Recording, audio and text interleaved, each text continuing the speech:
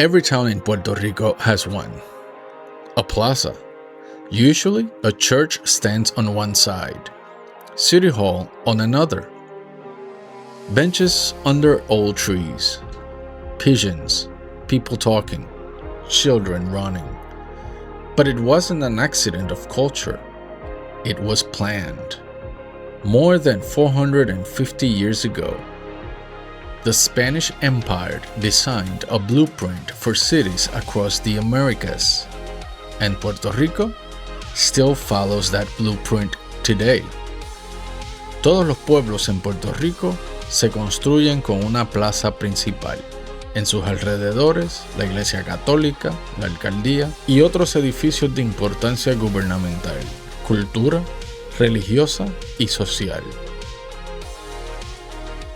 The first of these plazas in Puerto Rico was in San Juan, precisely where the cathedral stands today, overlooking the bay where ships once arrived. But that is not the only one.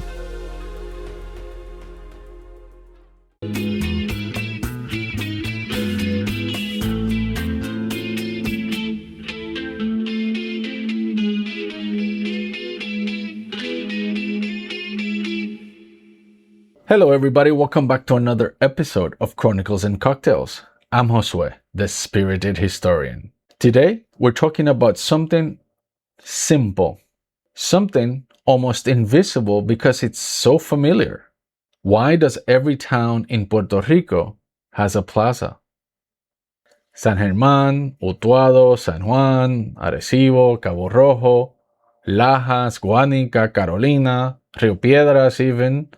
The answer takes us back to the urban planning of the Spanish Empire when Puerto Rico was part of Spain, and strangely enough, to plazas in Spain like Valladolid and Madrid.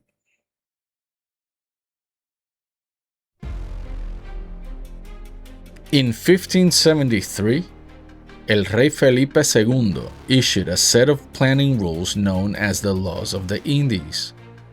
These laws were designed to regulate how cities should be founded across Spain's American territories.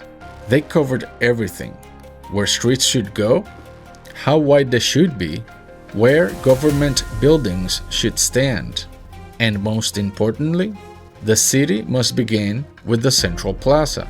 Según las órdenes de Felipe II de 1573, la Plaza Mayor constituía el centro vital de las nuevas poblaciones, debiendo construirse de forma rectangular con una proporción de 1,5 veces su ancho, mínimo 200 por 300 pies. Para facilitar celebraciones, el mandato incluía la instalación de portales para comerciantes, la ubicación céntrica en el interior o junto al puerto en costas, y una orientación de sus esquinas hacia los 4 vientos principales. The plaza would serve as the heart of civic life. From that plaza, streets would extend outward in a grid pattern. Around the plaza would stand the most important institutions of society: the church, el cabildo or the city hall, military and administrative buildings.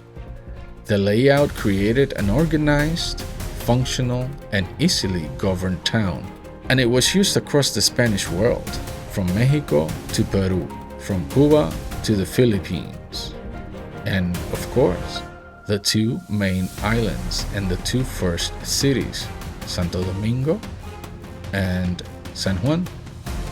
But before we continue, let's go make a cocktail, and let's make this cocktail as historic as the plazas of Puerto Rico.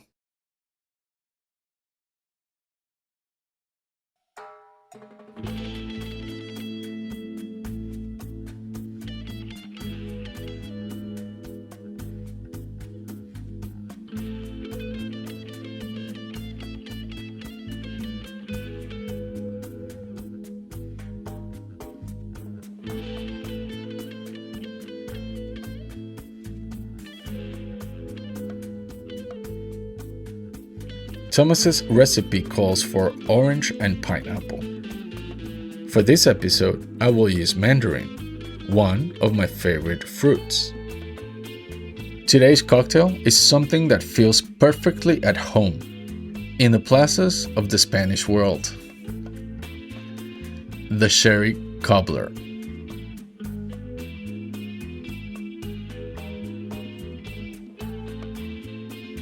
You are going to use 3 ounces of sherry, ½ ounce of simple syrup, 3 mandarin wedges, crushed ice, and a little bit nutmeg for garnish and a little taste. Serve it in a wine goblet. The Sherry Cobbler appeared in the United States in the early 1800s, at a time when sherry from Spain was one of the most popular wines in the Atlantic world. Sweet, nutty, and complex. It traveled along the same trade routes that connected Spain, the Caribbean, and both the Americas.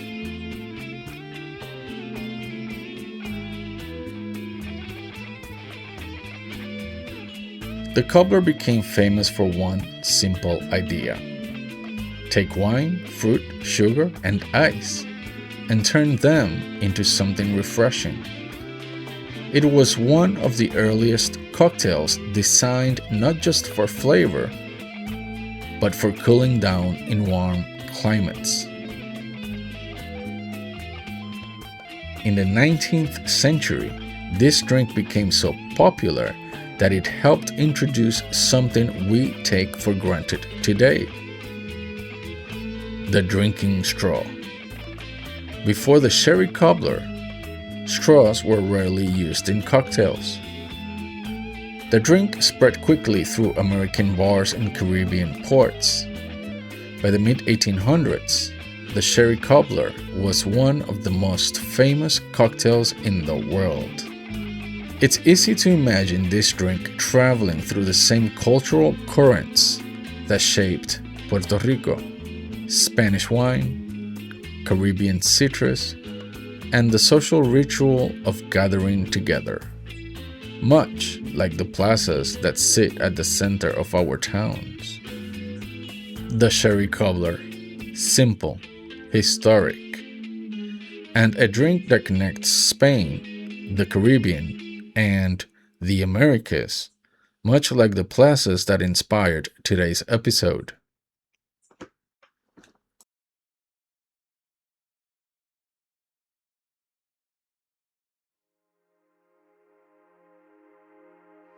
The plaza served multiple purposes. It was the place for religious festivals, public announcements, markets, military ceremonies, everyday social life. There were even places where the public punishments took place. It was the town's living room. Even today, the plaza remains one of the most recognizable features of Puerto Rican towns. Si no ves la plaza del pueblo, es como si no hubieras ido al pueblo, ¿no?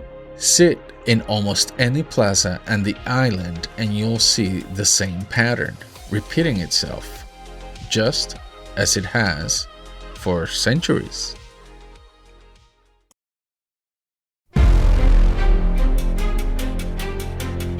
The idea of the plaza did not begin in Puerto Rico. It came from Spain, in cities like Valladolid, Madrid, and Tordesillas.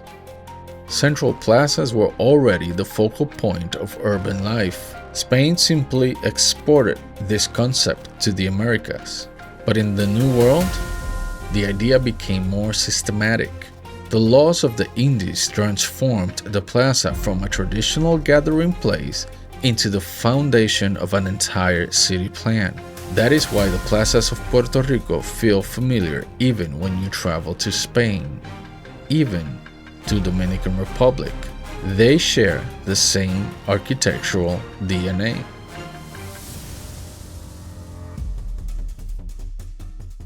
Empires disappeared, governments changed, but the plaza remained. For centuries, it has been the place where people gather, where towns celebrate, where history quietly continues. The plaza is more than a square. It is the center of community life. And whether you're sitting in a plaza in Utuado or walking through Madrid's Plaza Mayor, you are standing inside a tradition that stretches back more than 400 years.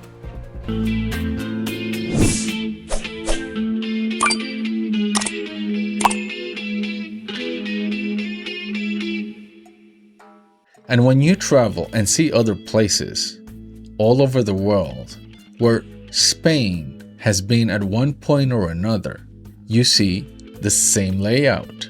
Take New Orleans, for example. You have the Plaza, which is the town square, Jackson Square. You have the cathedral, and right next to the cathedral, you have El Cabildo. In Texas, same thing. California, lots of them. New Mexico, Arizona, Florida, St. Augustine. And if you go to Santo Domingo, wow. The similarities, it's just like another town, because that's what it was. All these places that I'm mentioning at one point or another, they were Spain. So it was like going from one town to the other. So the next time you visit a Puerto Rican town, take a moment, sit in the plaza, look around the church, the city hall, the streets around it. What seems like a simple public square, it's actually part of one of the most enduring urban designs in history. A design that still shapes Puerto Rico today. So tell me in the comments, which of the many plazas in Puerto Rico is your favorite? And we probably make an episode about it. If you enjoy exploring Puerto Rico's history, culture, and the stories behind the places we see every day, subscribe to Chronicles and Cocktails. Give it a like and share it. Share it with your friends. Because history isn't just in books. Sometimes it's sitting in the middle of a town plaza. Have a great Sunday. Have fun. Be careful out there. Go to church. Be nice. Get smart. I'll see you next Wednesday. Salud.